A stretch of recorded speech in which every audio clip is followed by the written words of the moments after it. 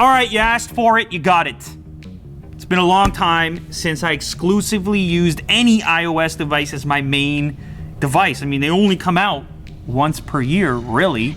And if you recall, last year I switched over to the iPhone X because I had to, because it's important that I'm aware of this whole ecosystem. It's important that I have exposure to the things that are happening in this space. And many of you guys, you want to know what my take is on these particular devices. But because they don't refresh that frequently, it means I spend a lot of the year, full disclosure, I spend a lot of the year on Android devices because I'm constantly switching. So switching over to this one is always a little extra painful. There's no quick switch. You know, some apps are not available. It's a whole different operating system. Unlike switching from Android to another Android, where I put a launcher on and then it just feels like the last one with some small discrepancies, of course, in the hardware. Not the case here. This is more ambitious. This is more nerve-wracking for me personally, because I gotta go back to the old ecosystem and see what's going on. See what's going on with the new software, and of course, just adjusting myself back to iOS. Important to note, this whole thing for me started on iOS in regards to smartphones. I mean, as a technology fan, you have to appreciate the significance of those early Apple devices, and that's how this thing started for me. It took a while for Android to catch up, in my opinion. Nonetheless, you guys need to know the truth, and I intend to bring it to you. So as you see on the table here right now, I've got my SIM card lined up, shivering, shaking, scared. And I have the iPhone XS Max because I feel like I might as well use the device that's all new. For me, it's like, if you're going to get one of these iPhones, this is probably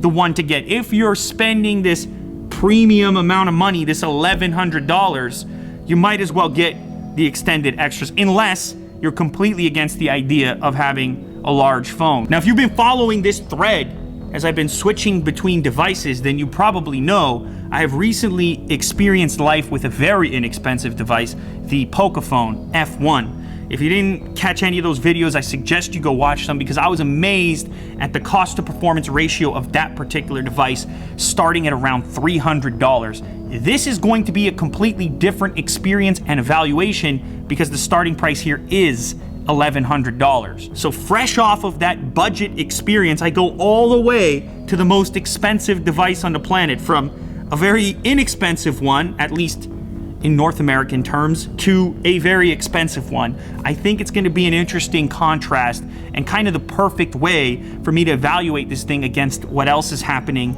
in the marketplace. Okay, let's go ahead, pop out the SIM card tray here. So this is Apple's first potentially dual SIM device. They'll be doing a combination of a hardware SIM, an actual physical SIM, and an eSIM in certain markets. But anyway, there you can see my old-fashioned non-eSIM, and it's going into this iPhone. Holy smokes. This is gonna be a whole process. App Store, voicemail immediately. Oh my goodness, guys, I don't know, I might even have to put on an Apple Watch. Who knows? But as I told you in the past, I do this for you. That's the idea. You nominated me. You put me in this position. You want to know the truth. And so do I. I'm going to try. I'm really going to try. There's some things that are promising about this phone already. In the unboxing video, I was impressed with the sound. The display looks good. How's the battery life going to be? What am I going to miss on the Android side? And most importantly, should anyone be spending $1,100 on a smartphone in 2018? That's what I intend to find out. And then I'm gonna bring it to you. I'm gonna tell you, so stay tuned for that. Subscribe.